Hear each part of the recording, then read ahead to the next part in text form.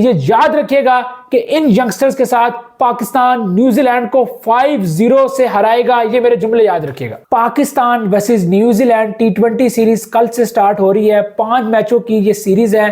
कौन जीतेगा ये सीरीज, मैच की टाइमिंग क्या होगी, पाकिस्तानी वक्त के मुताबिक किस टाइम मैच स्टार्ट होगा, पाकिस्तान की प्लेइंग 11 क्या होगी, इन सारी चीजों पर बात करेंगे। साथ साथ मिचेल स्टार्क ने इंजमामुल हक को करारा जवाब दिया है और टीम इंडिया के हवाले से बहुत बड़ी बात की है। क्या बात की है ये आपको बताऊंगा। और साथ साथ दी 100 प्रीमियर लीग में पाकिस्तान के 50 से ज्यादा प्लेयर्स क्यों नहीं सिलेक्ट हुए, मामला क्या हुआ है, क्या इन प्लेयर्स का इतना बुरा हाल हो गया कि लीग में भी सिलेक्ट ना हो या मामला कोई और है, इस हवाले से भी बात करेंगे। और साथ साथ एंड में एक नया सेगमेंट स्टार्ट कर रहा हूं, उस हवाले से भी आपको बताऊंगा। सिर्फ इतनी रिक्वेस्ट है, शो में पहली दफा आए हैं तो वीडियो को लाइक कर दीजिएगा, सब्सक्राइब लाजमी कर दीजिएगा। हम 14,000 सब्सक्राइबर्स की तरफ बढ़ रहे हैं और हम्बल रिक्वेस्ट है भाइयों, शो को पूरा देखिएगा। अब आ जाए, सबसे पहले बात करते हैं सेगमेंट की। तो उसमें यह है कि मैं आपसे एक क्वेश्चन पूछा करूंगा डेली, आपने उसका जो है वो आंसर कमेंट सेक्शन में देना है। तो आज का क्वेश्चन ये है कि वनडे क्रिकेट में सबसे ज्यादा छक्के किस प्लेयर के हैं, ये सवाल है आज का। कमेंट सेक्शन में मैं आपका जो है वो इंतजार करूंगा जवाब का। अब आ जाए पाकिस्तान वर्सेस न्यूजीलैंड टी20 सीरीज के हवाले से। सबसे पहले आपको बता दूं मैच की टाइमिंग।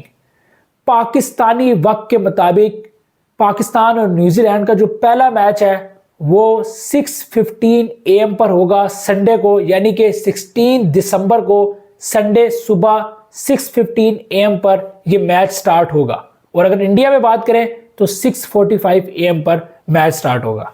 ये एक होगी बात। अब आ जाए जो है वो पाकिस्तान की प्लेइंग 11 क्या होगी।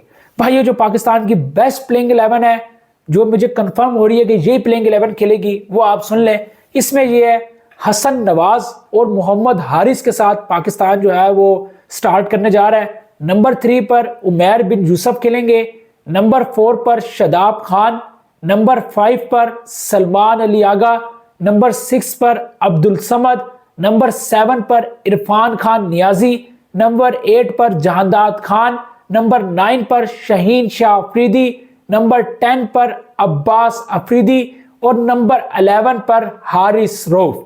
यानी कि पाकिस्तान 4 पेसर्स के साथ जा रहा है, शहीन, जहांदाद खान, अब्बास अफरीदी और हारिस रऊफ, और 2 स्पिनर होंगे जिसमें एक शादाब खान और एक सलमान अली आगा। तो ये पाकिस्तान की प्लेइंग 11 खेलने जा रही है। आप लोग बताएं क्या ये प्लेइंग 11 होनी चाहिए या सुफियान मुकीम को खिलाना चाहिए, एक फास्ट बॉलर कम होना चाहिए, जो भी है वो आप लोग कमेंट सेक्शन में अपनी राय दे सकते हैं। टी20 सीरीज के हवाले से एक बड़ी प्रिडिक्शन करने जा रहा हूं। मैं चैलेंज करता हूं कि अगर इन प्लेयर्स को मौका मिला, इनको इसी तरह चांसेस मिले कंसिस्टेंट बेसिस पर, तो भाइयों पाकिस्तान इस न्यूजीलैंड सीरीज में तारीख रकम करेगा। इन यंगस्टर्स के साथ पाकिस्तान न्यूजीलैंड को न्यूजीलैंड में 5-0 से हराएगा। ये मेरे जुमले याद रखिएगा। जो लोग कहते थे कि हम बाबर के बगैर, रिजवान के बगैर, इन बड़े प्लेयर्स के बगैर हम नहीं जीत सकते, हम सरवाइव नहीं कर सकते, वे उन लोगों को ये मेरा जवाब है कि ये याद रखिएगा कि इन यंगस्टर्स के साथ पाकिस्तान न्यूजीलैंड को 5-0 से हराएगा। ये मेरे जुमले याद रखिएगा। अब आ जाए, प्रिडिक्शन भी कर दी कि पाकिस्तान न्यूजीलैंड ये सीरीज 5-0 से जीतने जा रहा है। ये मैंने आपको भी बता दिया। लोग कह रहे होंगे ये पागल है, कुछ भी है, लेकिन देख लेंगे, वक्त बताएगा, वक्त इसका फैसला जो है वो बेहतर कर लेगा। तो इस हवाले से भी मैंने कहा आपको बताऊं। अब आ जाए मिचेल स्टार्क के हवाले से। भाइयों मिचेल स्टार्क ने जो है वो एक बड़ी स्टेटमेंट दे दी है। आपको पता है कि सुनील गावस्कर और इंजमामुल हक की एक फाइट चल रही है। गावस्कर ने जब से ये स्टेटमेंट दी है कि इंडिया की बी टीम भी पाकिस्तान को अब इजीली हरा सकती है, उसके बाद इंजमामुल हक बड़े गुस्से में आए। इंजमामुल हक को ये बात पसंद नहीं आई, तो अब मिचेल स्टार्क ने एक और स्टेटमेंट दे दी। मिचेल स्टार्क ये कहते हैं कि दुनियाई क्रिकेट में वाहिद टीम इंडिया है जो एक वक्त में तीनों टीमें तैयार कर सकता है, तीनों फॉर्मेट में मुख्तलिफ टीमें जो है वो तैयार कर सकता है। इतना टैलेंट है इंडिया के पास।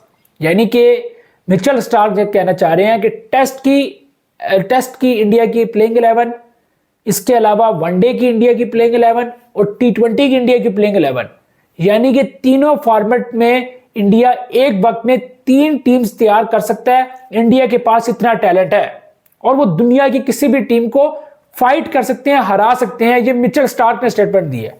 अब तो ये सुनील गावस्कर ने स्टेटमेंट नहीं दी इंजमामुल हक साहब, ये तो अब मिचेल स्टार्क साहब भी बोल पड़े हैं। तो किस किस को आप रोकेंगे?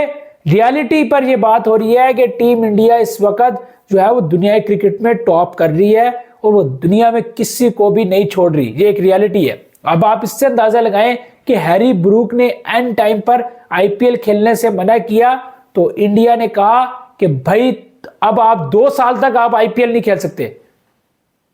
ये होती है बीसीसीआई की प्लानिंग। बीसीसीआई ने हैरी ब्रूक पर 2 साल का बैन लगा दिया आईपीएल खेलने पर कि आपने आईपीएल से क्यों इस एंड टाइम पर जो है वो आपने छोड़ा। तो इतनी सख्त पॉलिसी है इंडिया की, स्ट्रिक्ट पॉलिसी है। अच्छा, दी 100 लीग का क्या मामला हुआ है? क्यों पाकिस्तान के बड़े बड़े स्टार यार, शाहीन शाह अफरीदी जैसा बंदा, हारिस रऊफ जैसा बंदा, नामी ग्रामी नाम थे, शान मसूद थे, वो क्यों नहीं सिलेक्ट हुए? मामला क्या हुआ है? उसमें खबरें ये आ रही हैं भाइयों कि जो दी 100 लीग में जो टीम ओनर्स हैं वो ज्यादातर जो है वो इंडियंस हैं।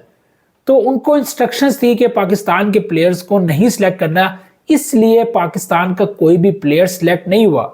ऐसी बात नहीं है कि पाकिस्तानी प्लेयर्स की डिमांड नहीं है, ये बिल्कुल गलत बात होगी कि अगर कोई कहे कि पाकिस्तान की प्लेयर्स की डिमांड नहीं है। डिमांड थी पाकिस्तान के प्लेयर्स की, लेकिन मामला आपको पता है कि थोड़ा सा ये पॉलिटिक्स की तरफ ले गए। जो है आपको पता है कि बीसीसीआई हमेशा जो है वो क्रिकेट को पॉलिटिक्स के साथ इन्वॉल्व करता है।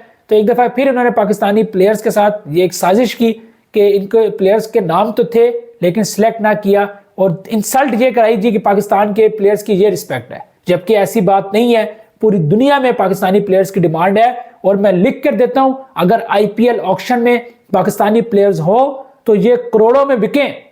इसमें कोई शक नहीं है कि पाकिस्तानी प्लेयर्स का टैलेंट है। नसीम शाह, शाहीन शाह अफरीदी, क्या आपको लगता है कि आईपीएल में इनकी जरूरत नहीं है?